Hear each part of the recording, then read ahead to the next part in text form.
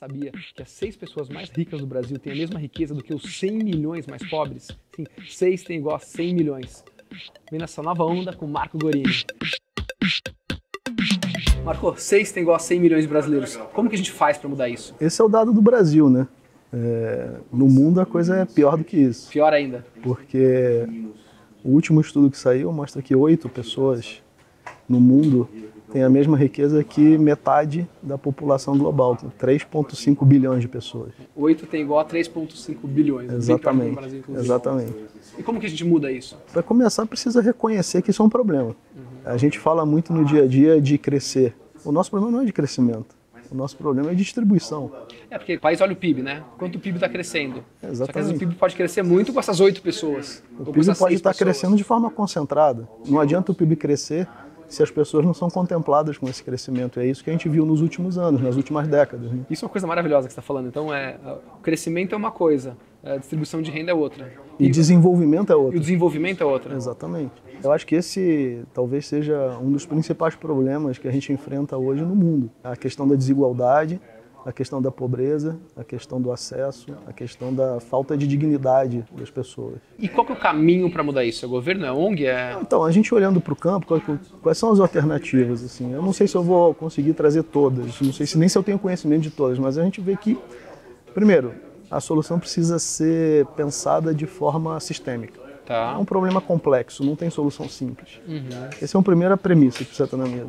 A segunda é, o governo sozinho, no modelo de governo que a gente tem hoje, consegue endereçar esse tipo de problema? A gente está vendo que não. Os últimos 30 anos demonstram que não. Se a gente olha para as ONGs, que fazem trabalhos excepcionais, super importantes, você também traz um problema grave quando você olha para o tamanho da escala que a gente está falando. E uma ONG ela acaba normalmente sobrevivendo de doações e de coisas incentivadas. O poder econômico delas é muito limitado. É limitado. Então elas muitas vezes conseguem fazer um trabalho excepcional, de profundidade, mas muito restrito. Né? Mais restrito num certo ambiente ou numa certa comunidade. Então o ponto é, como é que você escala uma solução? Como é que você traz? Então você tem que pensar na sustentabilidade financeira. E eu acho que é nesse bojo que surgiu esse tema dos negócios de impacto, dos negócios sociais, que de uma década para cá a gente vê num crescente no mundo. Né? E o que são os negócios de impacto? Negócios de impacto são aqueles negócios que nascem e existem com o propósito de reduzir desigualdade, de combater a pobreza, de resolver um problema social importante. Mas são empresas. Sempre empresas. Que visam lucro. Com finalidade lucro. Então como que a gente pode colocar o negócio a serviço de algo realmente relevante? Que o lucro seja consequência e não causa.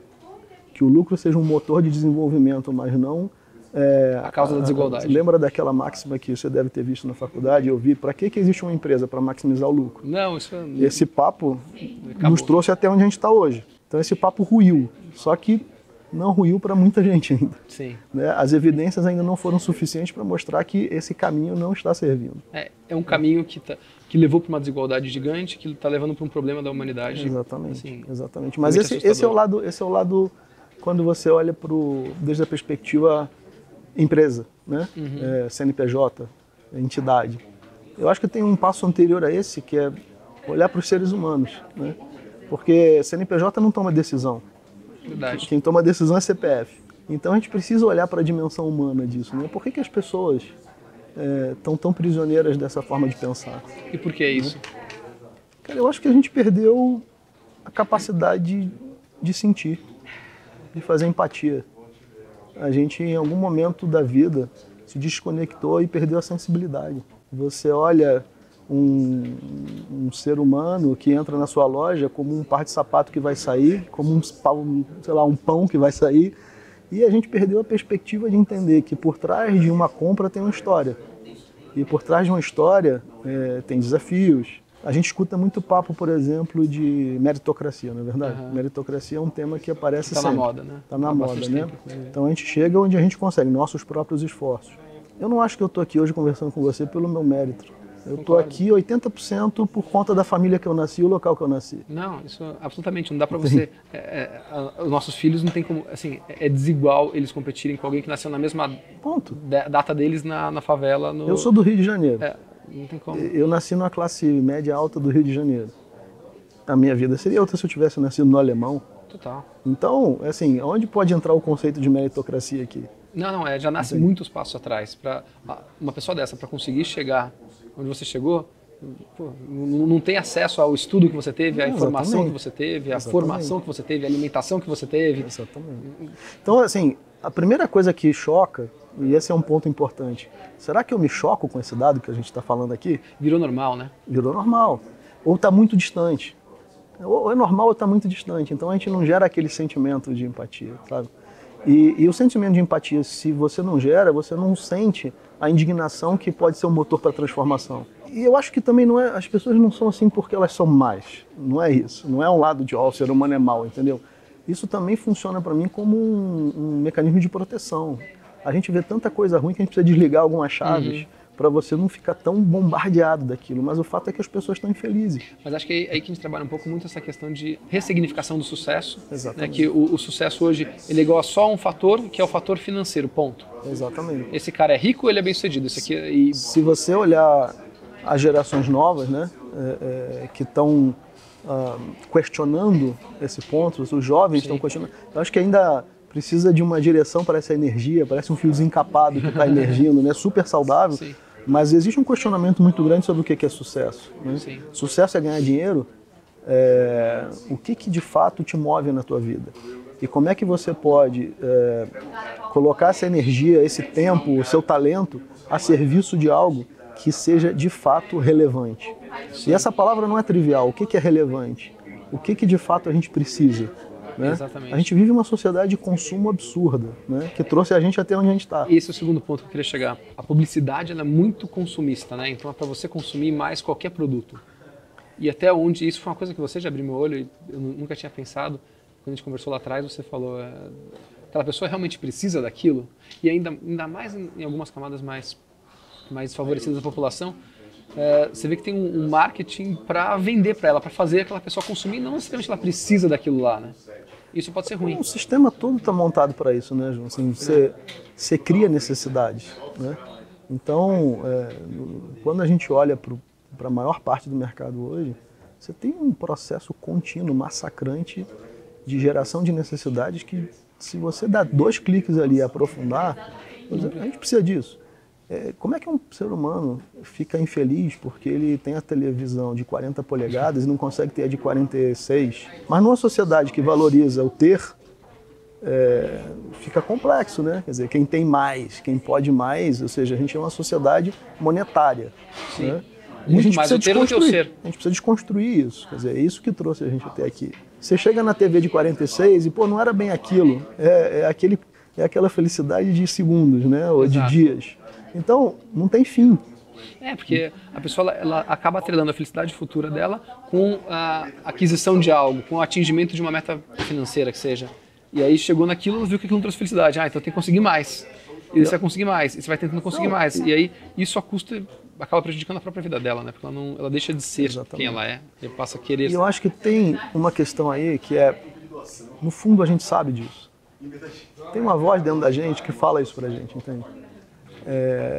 Não é à toa que mesmo você tendo muito, será que você está satisfeito? Será que você se sente realizado? Então, da onde vem essa síndrome, dessa dor que muitas vezes a gente sente dentro da gente, mesmo sendo de ótimas famílias, tendo ótimos empregos, tendo ótimos trabalhos, mas não tem significado no que você faz, não existe sentido no que você faz.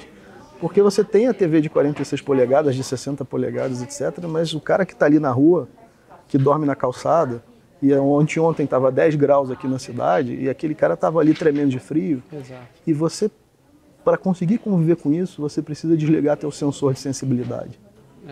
Então a gente precisa, acho que num primeiro momento, dizer, olha, eu preciso me ligar na sensibilidade de que o ser humano precisa aprender a reconstruir a sociedade. Por outro lado, tem uma onda de coisas boas acontecendo. Sem dúvida. Que isso que a gente está vendo, né? Que tem várias iniciativas, a Dynamo é uma dessas.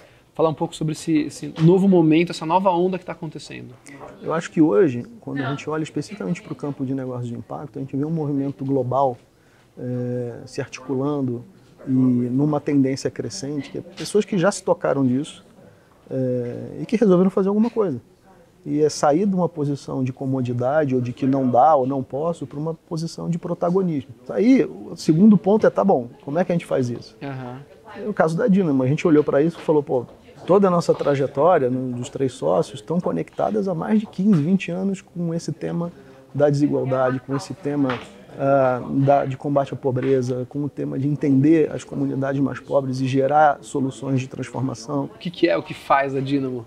A Dynamo existe para combater a desigualdade através dos negócios. Então, o que a gente faz é apoiar empreendedores no que esse empreendedor precisa. Vamos pensar num jardim. Imagina que a Dynamo é um jardineiro.